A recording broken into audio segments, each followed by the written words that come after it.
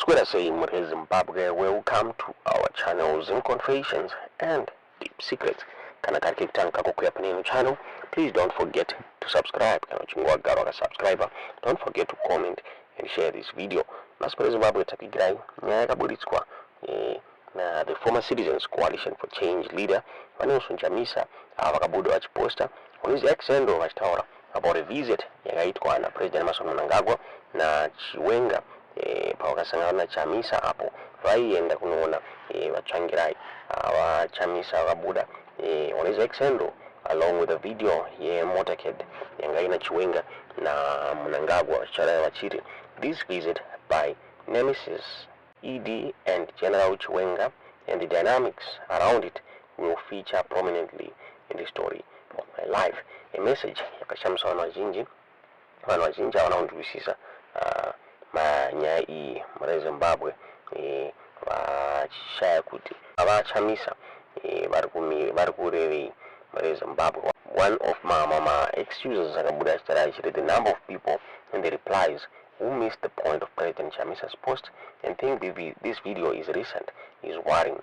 So that people don't really follow events. Now, the July 24 yakabuda ichitsanangura nyaya iyoyi muri Zimbabwe vachitaura ivo vachiti this visit by my nemesis ED and General Chiwenga and the dynamics around it will feature prominently in the story of my life, posted Chamisa on X, accompanied by a video of motorcade of two arriving for the visit.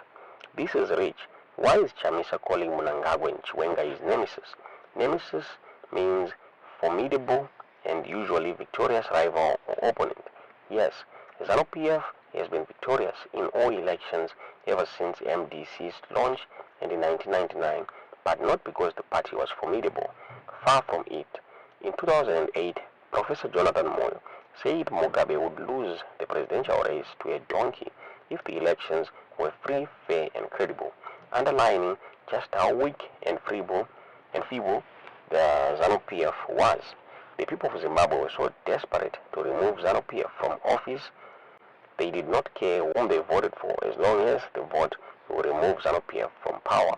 It so happened that SADC leaders had piled a lot of behind-the-scene pressure on ZANU-PF to accept the number of electoral reforms for the 2008 elections. For example, all vote counting was to be carried out at the polling station, and a copy of results, the V11 form, given to each election agent and posted for the public to see. In the past, ballots were collected to designated locations where the counting was carried out. There were reports of ballot boxes disappearing, unknown boxes being added, etc., etc. In March 2008, what was the nearest Zimbabwe got to holding free, fair, and credible elections, when it became increasingly clear that ZANU-PF was heading for a resounding electoral defeat. Mnangagwa stepped in to stop SEC announcing the results. What followed was a 6 weeks long recounting and drip announcing of the results. In Parliament, the opposition won the cooked up vote recount with narrow margin. In the presidential race, Mugen Tsvangirai's 73% vote, according to Mugabe's own, was whittled down to 47%, enough to force a runoff. Mnangagwa and his joint operation command cronies, a junta compromising the top brass in the army, police, CIO and prison services, headed by Mugabe and Mnangagwa, launched a military-style operation Mavotera Papi during the runoff. The primary purpose of the operation was to punish the people for having rejected ZANU-PF in the March 2008 vote and make sure they did not do it again in the runoff and in future. The nation witnessed the worst ever elections-related violence. Millions of Zimbabweans went into hiding or were internally displaced. Hundreds of thousands were beaten or raped, and over 500 were murdered by the ZANU-PF youth militia and war veterans, who were Operation Mavotera Papi's foot soldiers.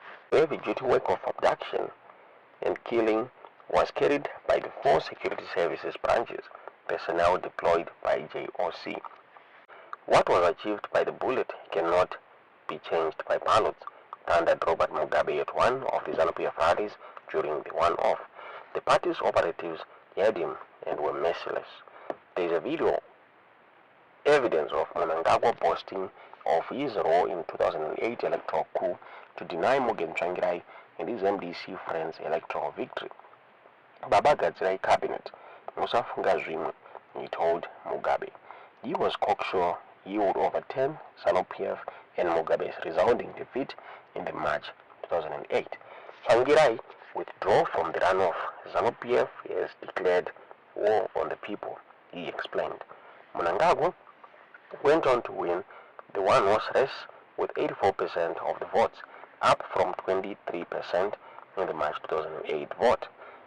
Both SADC and the EU refused to recognize Mugabe's victory, given the blatant cheating in the March vote, counting and wanton violence in the runoff. SADC forced Mugabe to accept the formation of the 2008 to 2013 Government of National Unity. The primary purpose of the GNU was to implement the democratic reforms to enforce the blatant cheating and or wanton violence of 2008 and never ever repeated ever again.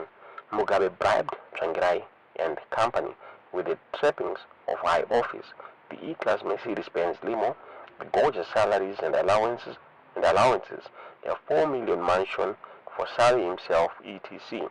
In return, the MDC leaders forgot about implementing reforms. Not even one token reform was implemented in the 5 years of the GNU when MDC leaders had the golden opportunity to do so. Mazivani MDC Dzidza Kudya Anyerere posted ZANU-PF cronies during the GNU years when asked why MDC leaders were implementing any reforms.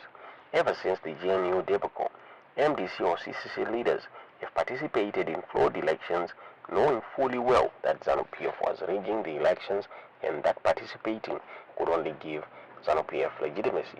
I have plugged all the vote rigging loopholes. God is in it. Chamisa lied to his followers in the 2023 elections to con them to participate in their millions to give ZANU-PF legitimacy. Of course, Chamisa lied. He known the voters' roll was in shambles and ZEC had not produced even something as basic as a verified voters' roll. He did not deploy election agents to any of the polling stations, even though he had the funds to pay them. Chamisa not only knew that ZANU-PF was rigging the elections, lied that he plugged the vote rigging loopholes. He even evoked the name of God in his blatant lies.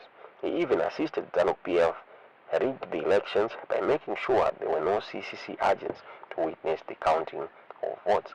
Tim Pachedu, a group of voters' roll specialists who embedded themselves in the 2023 elections, reported that there were as many as 1,000 polling stations, or 10% of the total, for which they had failed to get corresponding voters' rolls. They had V11 from one of these ghost polling stations, which 999 vote cast for Mnangagwa and 0 for Chamisa. It should be noted that none of the polling stations for which there were voters' rolls had more than 500 registered voters. The ghost station had doubled the number of registered voters and 100% voter turnout. Some people have said MDC or CCC is ZANU-PF Team B in all but name, playing to secure Team A electoral victory and political legitimacy. They are right. Without Chamisa, Mnangagwa and ZANU-PF would have lost the elections and or political legitimacy in 2013 at the least. Mnangagwa, Chamisa's nemesis, are yeah right, this is all a class act. Mnangagwa and Chamisa are like cats. Many have misread the groveling and poor swipe for fighting. It is only when they see the kittens that they realize they were wrong. Mabudziro. Kwenye hii ni the blowout 24 muri Zimbabwe. Tisingaziye kuti muniona sei nyaya iyi tiuzezwa muri kufunga mu comment section.